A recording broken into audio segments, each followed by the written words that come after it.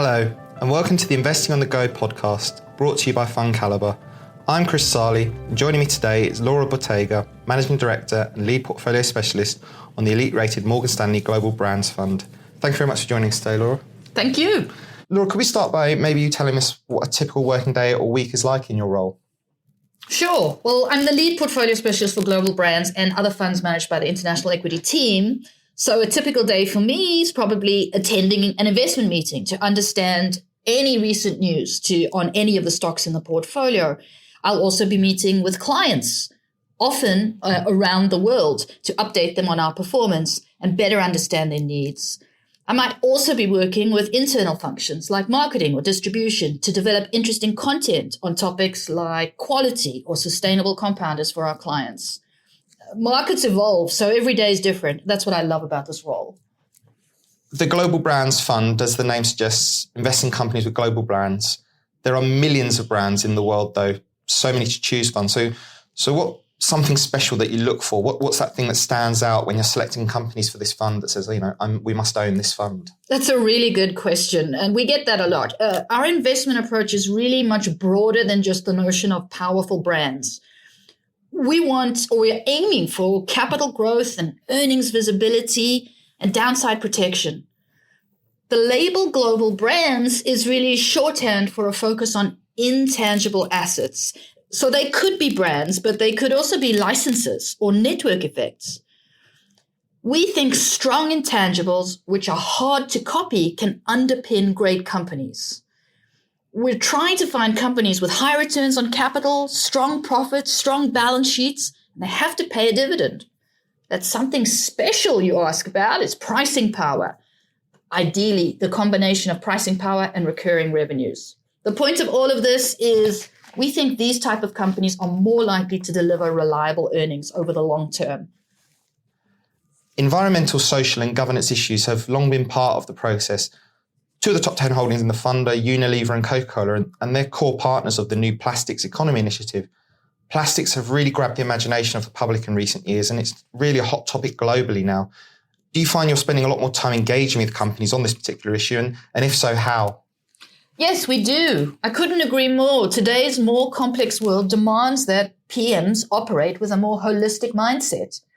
We have to understand the non-financial factors as well as the financial factors. So we focus on the material risks and opportunities that ESG issues present, and particularly how they impact the sustainability of these companies' returns. Plastics is a really good example of a topic that's caught the attention of consumers, particularly with heightened awareness in the last year of environmental and climate issues. If consumers care, the companies that depend on the consumer need to care. In recent months, we've engaged with all our consumer holdings, and we learned that the companies we hold are also helping lead solutions to the plastic challenge. They're decreasing their virgin plastic use. They're increasing their use of recycled plastic. World-class marketeers understand that advertising this environmental awareness also endears them to the consumer and supports their pricing power. And what are the other key issues you engage companies about?